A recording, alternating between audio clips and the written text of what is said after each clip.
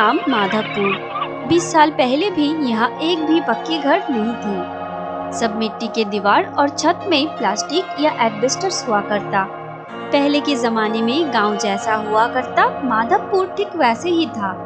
समय के साथ साथ दूसरे जगह की तरह यहाँ भी एक एक करके पक्के घर बन रहे हैं। एकदम परिकल्पना माफिक सुंदर सुंदर घर बनाया जा रहा है।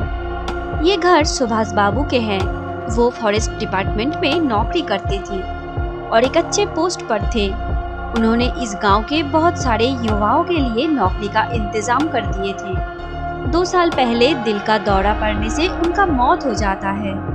सुभाष बाबू के बेटे कल्याण एक मल्टीनेशनल कंपनी में नौकरी करता है।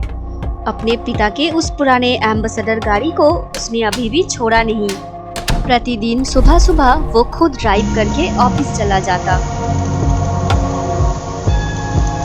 कल्याण के ऑफिस चले जाने के 1 घंटा बाद अर्थात ठीक 9 बजे पत्नी अपर्णा और बेटा ईशान दरवाजे के सामने आकर इंतजार करता रहता ईशान के स्कूल बस के लिए। फिर ईशान अपने स्कूल बस से स्कूल चला जाता। वो सेलिमपुर के विनीता मेमोरियल स्कूल में 6ठी कक्षा में पढ़ता है। कोई भी छोटे और अनुन्नत गांव में धीरे धीरे पक्के घर, सड़क, संचार व्यवस्था अच्छे और आधुनिक हो जाते हैं, पर वहां के रहने वाले लोगों के मानसिकता पहले की तरह रहती है। जब तक वहां बाहर से आधुनिक सोच विचार रखने वाले लोग आकर रहना शुरू नहीं करते। गांव के हर एक लोग दूसरे को जानते हैं, एक दूसरे के खबर रखते हैं। कभी कोई मुसीबत में पड़े तो मदद के लिए आ जाते हैं। इतने सब कुछ अच्छे चीजों के साथ साथ गांव में कुछ लोग ऐसे रहते हैं जिनके काम है सिर्फ दूसरों के बारे में चर्चा करना। असल में गांव में एक दूसरे के साथ मिलना जुलना शहर के लोगों के तुलना में बहुत ज्यादा है। इसलिए एक दूसरे के घर में आना जाना लगा ही रहता है, खासकर बूढ़े लोगों के अंदर, क्योंकि उम्र हो जाने के कारण उनके पास कुछ खास काम नहीं रहता। ठीक वैसे ही एक बूढ़ी औरत इन्हें सभी गांव वाले गोपाल की मम्मी बोलकर पुकारते थे। सुबह सुबह गोपाल की मम्मी अपनी लाठी के सहारे एक घर से दूसरे घर जाया करती। सबके बारे में खोज खबर लेके गप्पे करके फिर घर लौटती। आज गोपाल की मम्मी कल्याण के घर जा रही है। वो जानती है कि इस समय कल्याण और उसका बेटा घर से निकल गया है, तो अब अपर्णा ज्यादा व्यस्त नहीं होगा। क्या कर रही हो बहू? सुबह से इतनी भागा दौड़ी हुई है ना, तो बैठकर थोड़ा आराम कर रही हूँ। सुबह से सांस लेने की फुर्सत तक नहीं मिलती है। खाना बनाओ, ईशान को खिलाओ और फिर उसे तैयार करके स्कूल भेजना, फिर मेरी शांति। उसके पापा तो सुबह ही ऑफिस चले गए। ज्यादा देर तक बैठने की समय भी नहीं है ताई जी। कुछ दिनों से काम वाली दीदी भी नहीं आ रही है। उनकी तबीयत खराब है। कुछ कपड़े हैं धोने के लिए, फिर घर का साफ सफाई, उसके बाद नहा धोकर भगवान को फूल पानी दे पाऊंगी। दोपहर में खाने के बाद रात के सब्जियां काट कर रख देती हूँ, पर खाना शाम के बाद ही पकाती हूँ ताकि रात में खाने के समय खाना गर्म रहे। रात के लिए फिर से खाना बनाओगे? क्यों बहू, एक ही बार में 2 वक्त के खाना क्यों नहीं बनाते हो? फिर रात में खाने से पहले थोड़ी गरम कर लेने से ही तो हो जाएगा। वो मुझसे नहीं होता ताई जी। दोपहर का खाना रात में खिलाना मुझे अच्छा नहीं लगता, और अब तो हमें आदत पड़ गई है, इसलिए अब हम ठंडा खाना गरम करके दोबारा नहीं खा पाते। ओह, ये बात है। तो दोपहर के खाने में क्या बनाया? आज ज्यादा कुछ नहीं किया। काम वाली दीदी होती है तो सब्जियां काट कर देती है। अब तो सब कुछ मुझे अकेला करना पड़ रहा है। वो कुछ आलू भाजी किया, 5 मील दाल, पालक पनीर, थोड़े राजमा चावल। ईशान को चटनी बहुत पसंद है, इसलिए टमाटर के चटनी और पापड़ बनाया। बाप रे बाप, क्या बोल रही हो बहू? तुमने तो कहा कि कुछ ज्यादा नहीं किया, पर ये तो बहुत कुछ है। इससे कम खाना मुझसे उनको परोसा ही नहीं जाता, ईशान के ऊपर पढ़ाई का कितना प्रेशर है और ऊपर से स्विमिंग क्लास, ड्राइंग क्लास। मेरा बच्चा बहुत मेहनत करता है। और ईशान के पापा के बात तो अब छोड़ ही दीजिए। ऑफिस से घर लौटने के बाद भी उनको चैन नहीं है, सिर्फ फोन और फोन।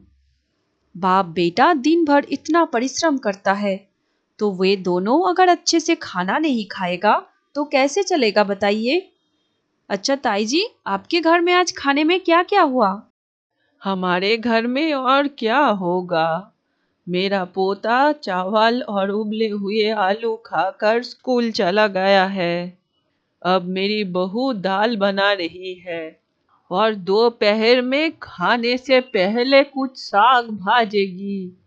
ओहो, साग के बारे में बात करते करते याद आ गई। बहू ने मुझे तालाब किनारे से साग काट कर लाने के लिए बोली थी। ठीक है बहू, अब मैं चलती हूँ। एक दिन माता मनसा देवी के पूजा के कारण ईशान का स्कूल छुट्टी था और कल्याण भी ऑफिस से छुट्टी लिया था। आज अपर्णा जल्दी जल्दी में दाल चावल बनाकर पूजा देने के लिए मंदिर में जा रही है। आज उसका उपवास है, पर ईशान और कल्याण के लिए खाने का इंतजाम करके आई है। पूजा की तैयारी करते करते उसे आज बिल्कुल भी समय नहीं मिला। एक दिन बाप बेटा कष्ट करके दाल चावल खा लेगा, ये सोचते सोचते अपर्णा मंदिर की ओर जा रही थी। माधवपुर के अंत में माता मनसा देवी के मंदिर है। आज के दिन में सभी गांव वाले उस मंदिर में जाते हैं पूजा देने के लिए। पूजा होने के बाद घर लौटते लौटते अपर्णा को बहुत देर हो गई, तो उसने सोचा कि अब तक ईशान और उसके पिता ने जरूर खाना खा लिया होगा। पर नहीं, अपर्णा घर आते ही घर में अशांति शुरू हो गई। आज मुझे टाइम नहीं मिला तो मैं क्या करूँगी? मैं सिर्फ दाल चावल कौन खाएगा? तुम लोगों के अंदर ईशान को भी पसंद नहीं था, इसलिए हम दोनों ने असल में खाने में सिर्फ दाल चावल देखकर बाप बेटा किसी ने आज खाना नहीं खाया। सिर्फ दाल चावल कौन वे खाएगा? और 4-5 सब्जियों के बिना खाना खाने के लिए राजी नहीं है। इसलिए बाप बेटा दोपहर में मैगी खाया है, इसलिए घर में झगड़े हो रही है। कौन खाएगा? तूफान के बाद जैसे सब कुछ शांत हो जाती है, ठीक वैसे ही ये घर भी शांत हो गया है। ईशान ऊपर के बैल्कनी में चुपचाप खड़ा था। उस वक्त किसी ने दरवाजे के सामने आकर पुकारने लगी, अपर्णा भाभी, ओ अपर्णा भाभी, आप घर पर हो क्या? पुकार सुनकर अपर्णा घर से बाहर आई। अरे सरला, तू? पति बीमार है बोल के गई थी, उसके बाद से काम पर ही नहीं आई। बाप रे, तेरा बेटा कितना बड़ा हो गया है। कभी कभार तू अपने बेटे को गोदी में लेकर काम पे आया करती, तुझे याद है? इतने दिनों के बाद अचानक से क्यों आना हुआ? लेकिन अब मेरे पास एक काम वाली दीदी है। नहीं भाभी, मैं काम के लिए नहीं आई। पश्चिम जला के खेत में जंगली घास साफ करने गई थी। यहाँ से अब आना जाना कब होती है? आज जा रही थी तो सोचा कि एक बार आपसे मिल कर जाऊं।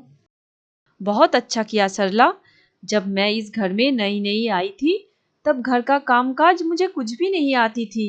तू उस वक्त मेरे साथ थी, इसलिए मैं अपनी घर को संभाल पाई। तूने मेरे लिए बहुत कुछ किया है, मैं तेरा उपकार कभी नहीं भूलूंगी।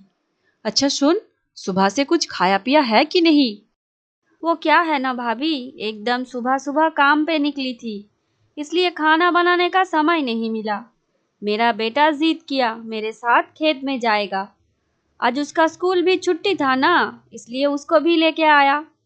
वो ज़्यादा देर तक भूखा नहीं रह पाएगा, इसलिए आज मैंने बाबू से कहकर जल्दी छुट्टी कर लिया। अब घर जाकर जल्दी खाना बना लूँगी। ठीक है भाभी, अब मैं आती हूँ। है सुन सरला, इतनी देर हो गई है, अब तू घर जाकर कब खाना बनाएगी और कब खाएगी?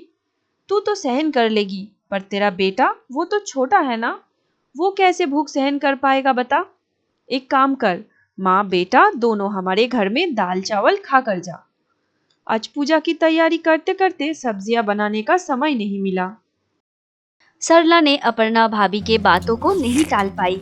सुबह से भूखा प्यासा थका हारा माँ बेटा बहुत तृप्ति के साथ दाल चावल खाने लगी। उस पड़ा हुआ दाल चावल को सरला जैसे उपकारी और भूखे इंसान को परोसकर अपर्णा खड़े खड़े माँ बेटे को खाते हुए देख रही थी। कल्याण भी बाहर आकर उन दोनों को खाते हुए देख रहा था और यहाँ ईशान भी ऊपर से सब कुछ देख रहा था।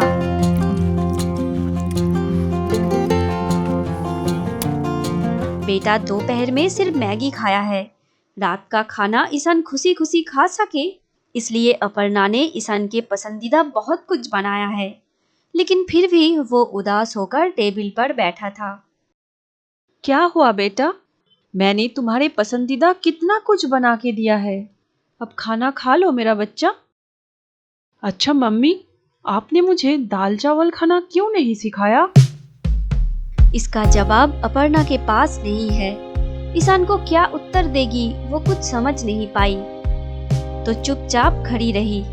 पीछे कल्याण भी सब कुछ देख रहा था, पर उसके पास भी कोई जवाब नहीं था।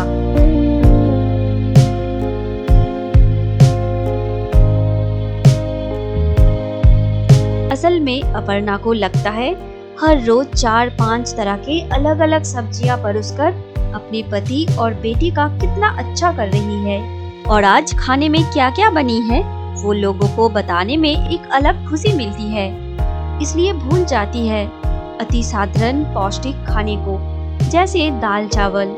किसी भी परिस्थिति में हम आसानी से दाल चावल बनाकर खा सकते हैं, लेकिन एक दिन अपर्णा के बनाया हुआ दाल चावल के कारण घर में अशांति शुरू हो गई थी और घर वाले मैगी खाकर रहे, पर वही दाल चावल भूखे प्यासे लोग कितने तृप्ति और शांति के साथ खाकर चले गए।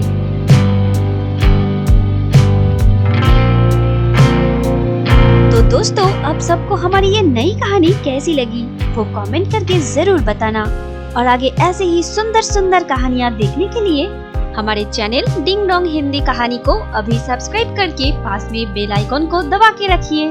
Thank you.